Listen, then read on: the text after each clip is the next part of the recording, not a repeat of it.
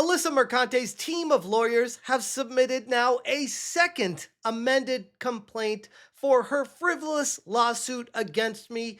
And if you thought it looked bad before for her, holy crap, was this an entertaining treat to try my best to get through, because what a joke of a lawsuit it's actually turning into. I already thought it was there in the first place, but I guess you can keep digging and find an even further place down. What's going on, guys? Welcome to another episode of Smash JT. I discussed previously how Alyssa Mercante is currently suing me for daring to have opinions on the video game industry and the people working within it. And apparently, if you're critical of people and you give them back what they say online themselves, you can get sued for that.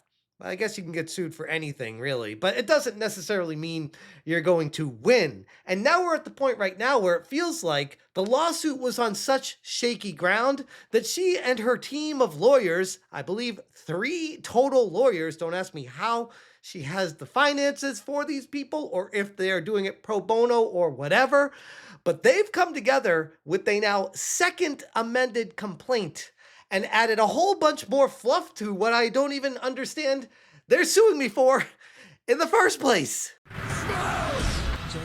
Hit that subscribe, give me a like, and check out smashjt.com for the full article breaking down the ridiculousness of this now second amended complaint, sending 89 pages to the judge.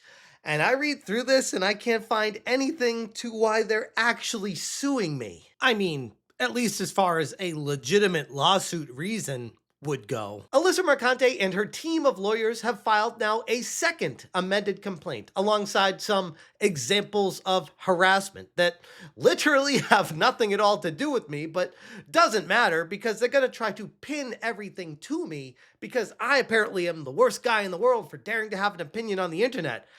As if I'm the first one to ever do that. In her seemingly unending litigation, if anything, it's clear from the new filing here that the case is growing weaker by the second. Filing one amended complaint can be typical in cases for clarifications if the judge needs so, but filing a second? Nah. While that happens, I'll just speak for myself when I say it starts to raise some eyebrows. It can often signal that the plaintiff is struggling to meet any basic legal standard, especially when facing a competent defense. And in this case, that defense comes from my lawyer, Ron Coleman, a well-known First Amendment protector and an all-around badass that kicks ass and takes names. He's already hit Mercante's initial claims with a powerful motion to dismiss, and now in this latest filing, it appears to be a direct reaction to that very pressure that he applied to them, stuffed full of ideological framing and attempts to patch over the original weakness. In my humble opinion, it all fails miserably. But hey, then again, I'm no lawyer. I'm just a guy being sued for daring to have an opinion about the video game industry and with the seemingly downward spiral that journalism has caused with it. One of the major updates in the Second Amendment complaint is a more detailed claim of stochastic terror. Mercante is now alleging that my commentary encouraged an online mob to harass her, even though she fails to provide the most important detail in all of this. Evidence! Anything of solid ground that says, yes, I can point to this situation that proves exactly why he is the culprit behind all of this puppet masseteering behind everything, and everyone is all following orders of Smash JT and I'm some sort of mastermind behind this big plan. When in reality, nah, I mean, wow, holy crap, to have that kind of power is pretty impressive. But no, even I don't wish for that. The idea that public criticism constitutes terrorism is not only a stretch, like most of what she's doing here, it's a dangerous precedent that she's trying to set. Courts have consistently protected criticism and harsh opinion under the First Amendment over the years, especially when the subject is a public figure, which, let's be honest here, Mercante undeniably is. And once she realized that, she started trying to twist and warp the narrative like, oh, I might not be a public figure, and oh, there are situations where you might be blowing this out of the proportion and who I really... No, you are a journalist, or at least were, at Kotaku, your name was front-facing, and you were opening yourself up for criticism when you put your pen to paper and told people your thoughts on situations. Just like people are allowed to do when they react to you. Funny how that works. The updated complaint now also adds more defamation allegations, and she's citing specific quotes and videos where I've criticized her reporting in public statements. Mercante argues that these comments damage her reputation and employment prospects, going so far as to claim that Kotaku has asked her to resign due to the backlash that my videos somehow generated, which I would say, just me? Really? All of this is somehow my master plan, and Smash JT is the epic, powerful mastermind behind all of this that was able to pull strings at Geo Media to get you fired? No. What's more likely is you just need to be accountable for your own actions, and highly likely is what you've done painted Kotaku in a bad light. Geo Media saw that and were like, yeah, we really want to distance ourselves from someone like this. But you can't take accountability, so you need to sue someone else to say, oh, it's their fault that I lost my job. But then again, stepping back from all of that, even if it was the case that what I said about her caused her to lose her job, that's not necessarily illegal anyways. She would then need to go the extra step to prove that the things I said were straight up lies, and because of that, it was deceiving Geo Media, which again, I would argue that she can't do that either, even if she got to that step. But this is what she's trying to do with the lawsuit. I am smart, hot, slutty. In fact, that's what everything feels like to me when I'm going through all of this. Much of it, even if proven to be true, which I would push back pretty hard on, isn't illegal. Criticism of a journalist's work, even strong, biting criticism, is, get this, constitutionally protected by the great country of America and speech, something that I'm sure she would love to destroy in order to get her way. Trying to reframe opinion as knowingly false statements is a weak attempt, and that's putting it nicely, to sidestep reality. Mercante goes on to expand more of her claims of emotional distress, as well as alleging that she now suffers severe mental anguish as a result of the online commentary community.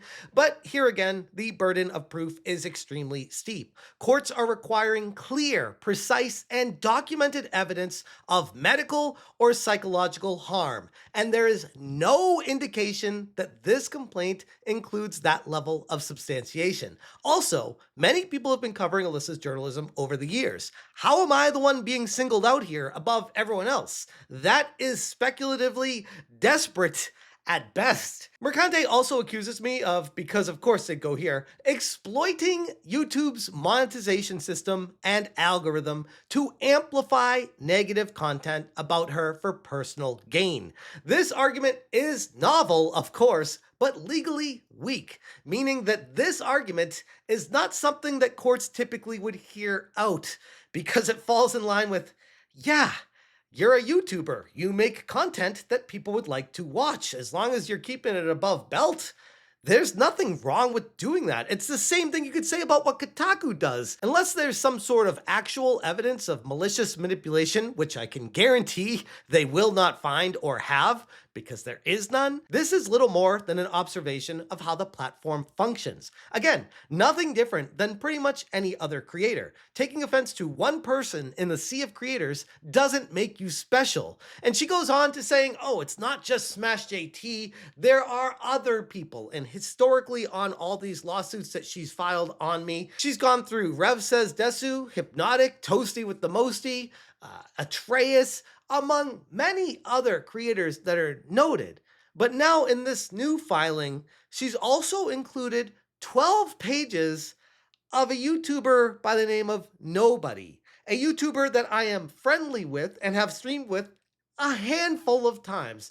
And beyond that, don't know too much about them. But their lawyers on Alyssa's side are trying to pair Nobody with me as some sort of nefarious group of people. And I'm alleged to be pulling the strings behind Nobody and forcing him to be making videos, and I'm paying him off, and all these allegations against me that, no, first off, no, but secondly, they can't prove anything anyways with any of that. They're just throwing everything against the wall to see what sticks.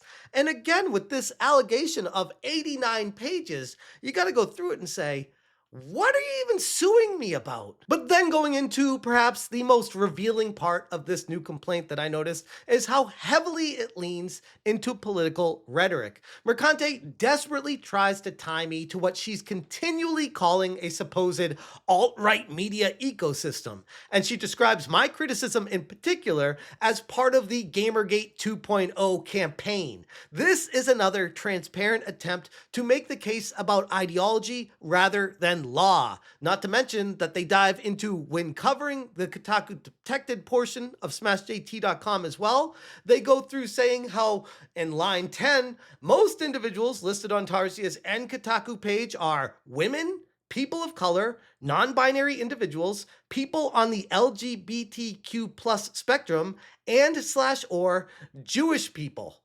And I'm like, yeah, what? First off, that's basically everyone. You forgot white men, which, I mean, they're in there too.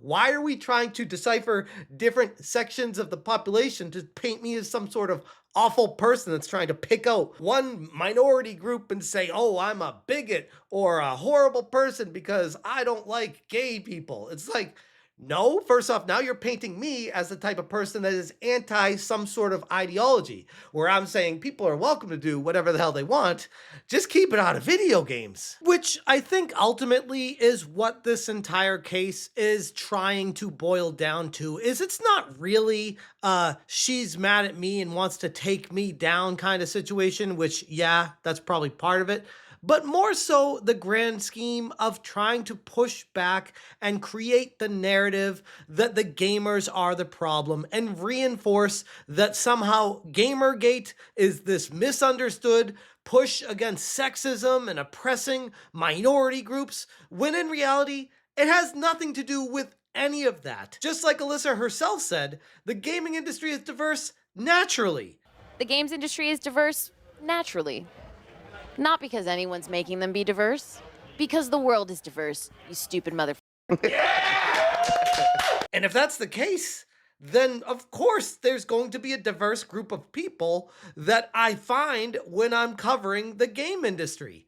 I don't know what kind of gotcha that's supposed to even be. And if I went through this entire thing, it would take me 2 hours. Again, I covered this on a live stream the other day, and I even invited nobody on because we are not going to let Alyssa Mercante determine how we handle the content here. Her aim, in my humble opinion, is to try to silence me, to not let the word get out about how, in my opinion, how awful a person she really is. And she's doing everything in her power to silence me and everyone else that dares say a bad thing about her in the entire landscape of YouTube. And you're gonna have a really bad time when you try to do that with the internet. Ron Coleman has since filed another motion to dismiss, and I will cover that in more detail in the future, but suffice it to say, that motion to dismiss goes into much greater detail about New York's anti-SLAPP laws, how ridiculous this lawsuit really is at the end of the day,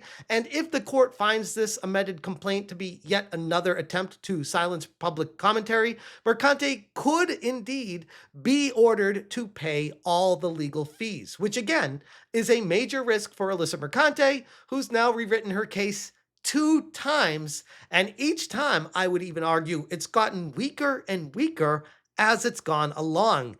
It's embarrassing, it's pathetic, and holy crap, do I have plenty of ammunition if I want to move forward with something against Alyssa. But we will determine that at a future date. Anyways, I will leave that here. If you guys want any more information, check out smashjt.com for the full article. I will link it in the description below. If you appreciate what I'm doing, hit that join button. Thank you so much for watching, and as always, you stay smashing. Listen, if it was consensual and you didn't hate the Jews, I'd fuck the shit out of you. I would. Come fight me. Physically. Smash,